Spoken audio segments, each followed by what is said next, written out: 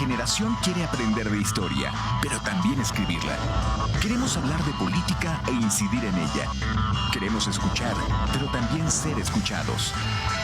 Foro 89.5, con Paco Vallejo y Manuel Galván.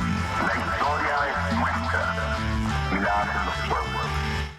¿Qué tal? Muy buenos días, bienvenidas, bienvenidos a Foro 89.5, esta mañana del 25 de mayo del 2023. Como siempre, un gusto llevar una emisión más de su programa, invitar a que participen con nosotros como cada jueves. En un momento más aparecerán los números en cabina. Aquí están, es el 4421-921293 y también al 4421-921200. Con la extensión 37120, y para sus WhatsApp los pueden mandar al siguiente número. Bueno, ahorita acá está, gracias. 4422-4987-88. Recordando que su participación es muy importante. En ese sentido, agradecer a César Sánchez de la semana pasada. Dice, en mi opinión, las personas que estás hablando, se refiere a nosotros que están hablando sobre energía, creo que está a favor de algo que se está haciendo mal. No es imparcial con la realidad de nuestro país. Creo que es un programa de la Cuarta T, de su propio pensamiento. Debe de ser más moderado hacia nosotros. La universidad debería ser imparcial en estos temas. Bueno, pues aquí está la opinión de César Sánchez. Muchas gracias por su opinión. Manu, ¿cómo estás? Buenos días.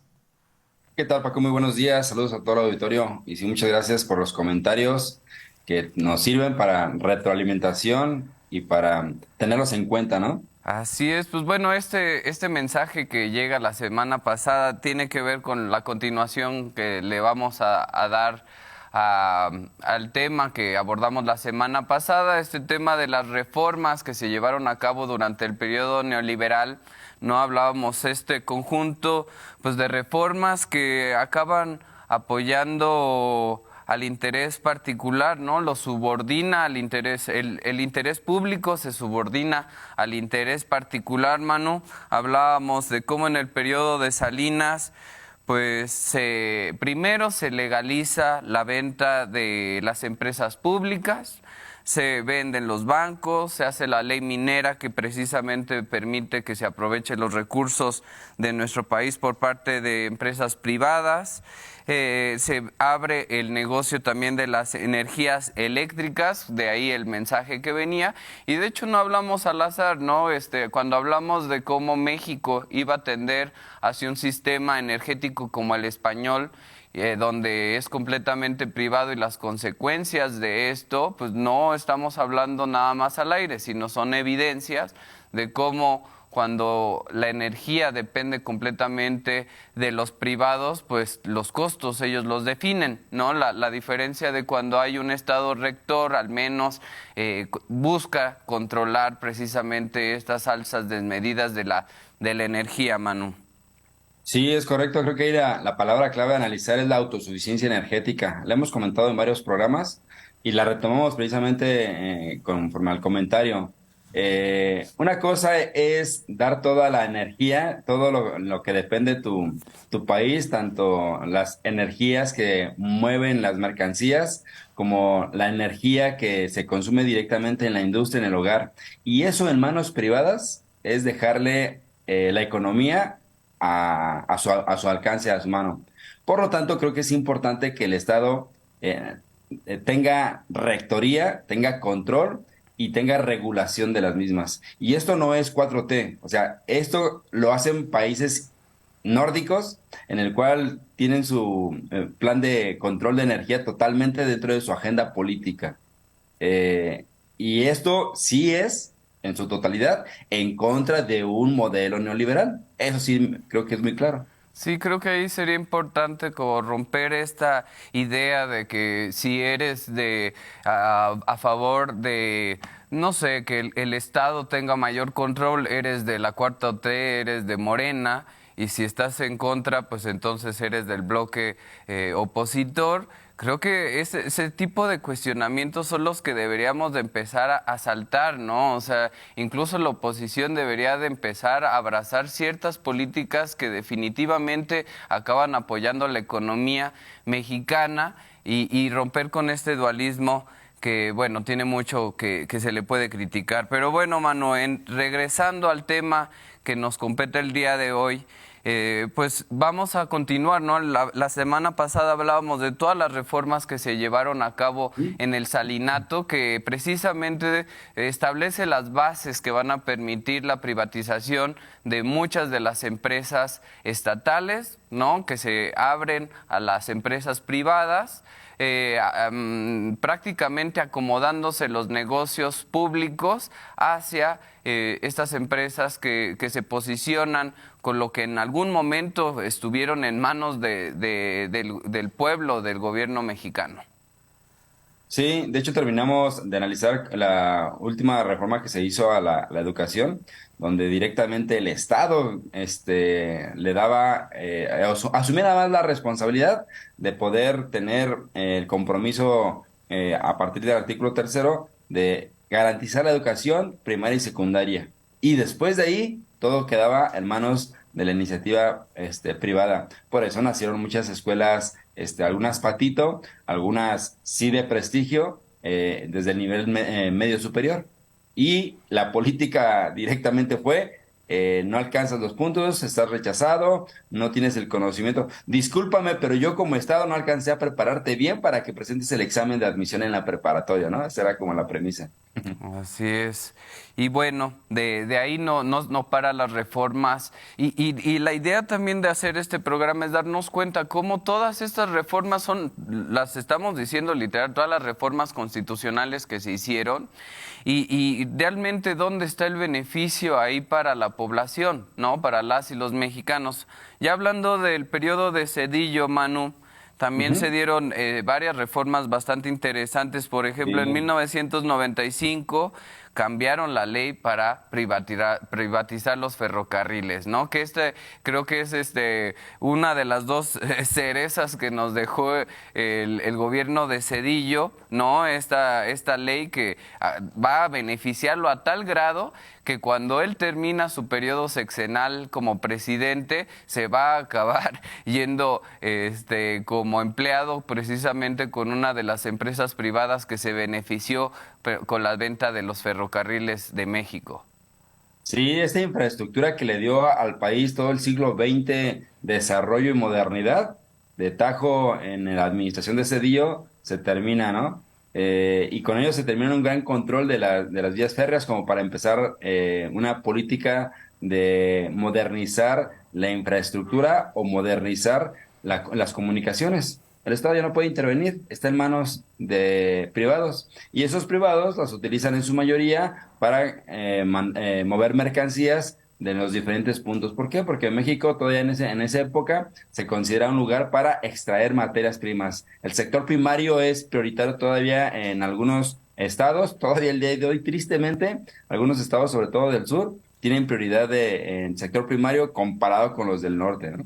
Así es, y bueno, de hecho esta situación, esta ley que permitió la privatización de los ferrocarriles, de alguna forma está vinculado con lo que ahorita se está viviendo en el istmo de Tehuantepec, ¿no? Precisamente donde el Estado se está apropiando de un tramo de la vía férrea, ¿no? Que estaba en concesión de un privado y todo lo que ha ocasionado ahora este debate de que si se está expropiando, etcétera, pero bueno, ese es otro tema que seguramente abordaremos de lleno más adelante, ¿no? Pero está vinculado precisamente con esta reforma del 95 y en el 96 la ley de Afores, que ¿qué nos dice, Manu? ¿Qué pretendía esta ley? Que también juega con los recursos del pueblo nuevamente, llevándolo a los privados. Sí, fíjate que en la ley de Afore precisamente es que pase en manos de los privados todo el sistema de ahorro de los mexicanos, que es el primer momento porque después viene algo más triste, ¿no? que también fue otro cambio de ley que ellos seguimos pagando, pero con el sistema de ahorro hay un aumento en cuanto a, primero, que se manejen privados, segundo, que directamente haya una gran cantidad de comisiones, las cuales le cuestan directamente al trabajador. Comisiones por abrir cuenta, por cambiarte de afuera, por todos los elementos. Se comentaba que en su momento que muchas de esas comisiones superiores a las que pagan otros países de América Latina. Por lo tanto, para beneficiar a la iniciativa privada y para perjudicar directamente al trabajador. Muy bien, Manu, que te mandaron un mensaje por Zoom, por favor, si lo Sí, puedes leer, pero es esto que comentas es real, con las Afores se hizo más costoso, ¿no? Y la rentabilidad pues acaba disminuyendo, ¿no? Los beneficios que le deja precisamente a la gente que está ahorrando para su futuro se viene reduciendo, iba a ser cada vez menos, pero el colmo de las reformas de Zedillo se van a dar en 1998. Creo que este sí es el elemento que va a marcar a este sexenio, que es el FOBAPROA, ¿no? Que es el FOBAPROA, fue precisamente llevar la deuda privada que se causó por la crisis del salinato, ¿no? A finales del sexenio de Salinas, pues hay una crisis económica bastante severa. Muchas empresas privadas, y no hablemos de las empresas pequeñas y medianas que prácticamente desaparecieron, pero lo que hace el Estado es adueñarse de las deudas privadas y no la deja caer a los ciudadanos, ¿no? Los cuales seguimos pagando y seguiremos pagando todavía por, no sé, creo que son 6 años más, 7 años más, los que estaremos pagando esta deuda pública. Nada más para darnos cuenta de la dimensión de esta jugada por parte del PRI y el PAN. Fueron 800,000 millones se han pagado, 800,000 millones solo en intereses, solo en intereses. en lugar de que eso se beneficie para construir hospitales, escuelas o X que beneficie al Estado, se están pagando directamente de interés al socializar la deuda. Así. Pues sí, dame la oportunidad nada más de leer rápidamente el comentario de don Luis Sánchez de la Colonia Centro. Sí. Él comenta, referente al tema de los conservadores neoliberales del PAN, nunca van a abrazar ni estar de acuerdo con AMLO, porque estos panistas quieren seguir robando, saqueando privatizar todo. Por eso es el jaloneo diario en todos los medios de comunicación y a fuerzas seguir robando. Ahí agradecemos a don Luis Sánchez de su comentario, el cual compartimos en su totalidad, sin caer en beneplácito del oficialismo, ¿no?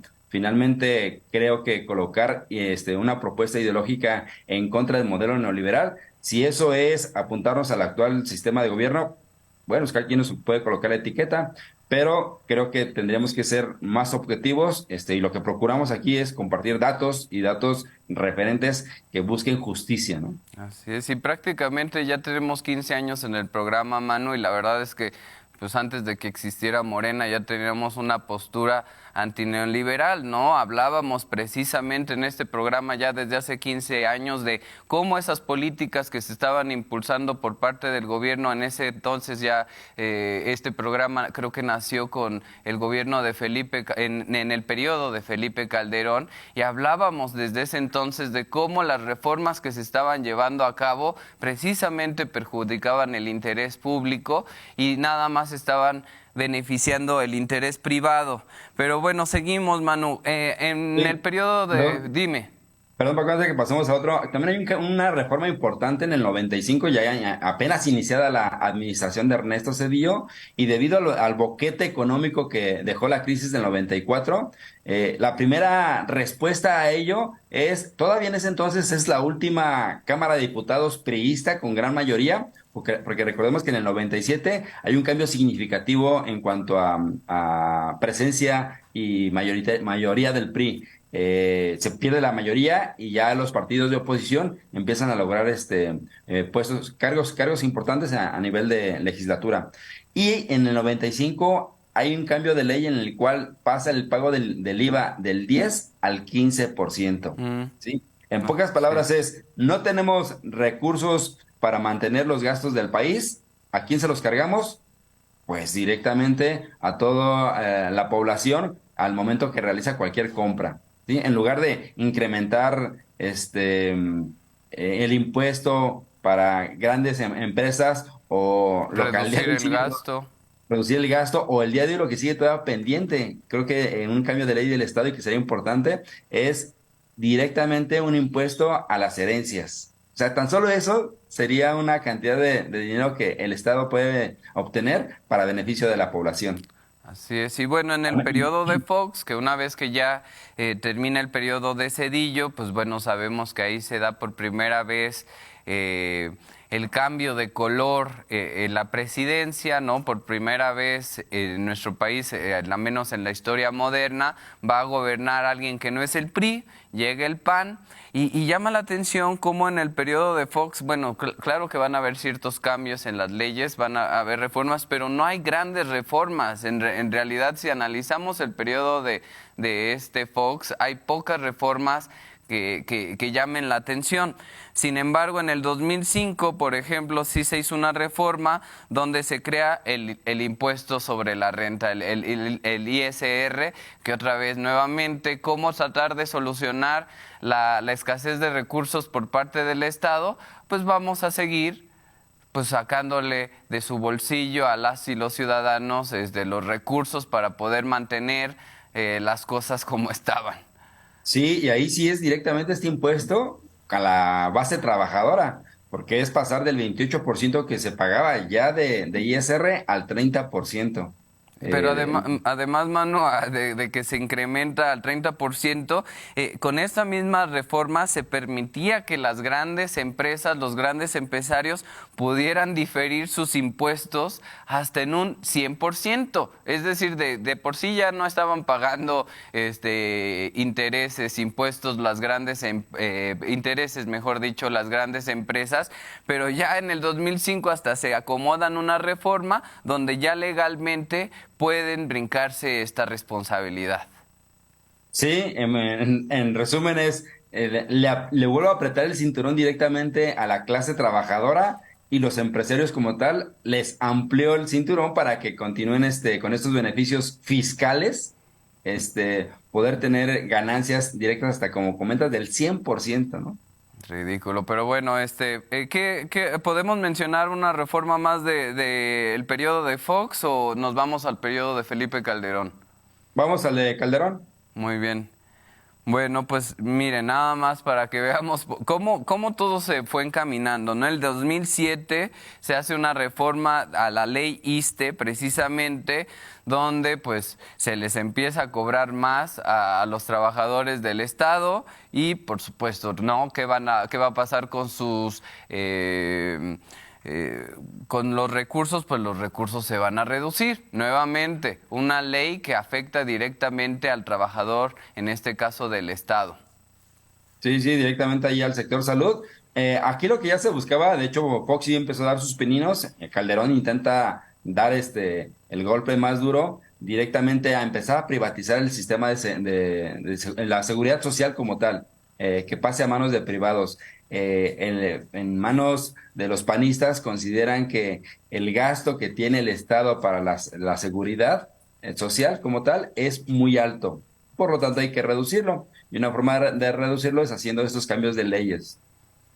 Así es. Bueno, en el 2008 hay una nueva reforma, la ley de Pemex, que esta también es muy relevante porque a partir de esta ley se permite la privatización de la explotación del petróleo, ¿no? Dando concesiones por 25 años y también la asignación de bloques de tierra, ¿no?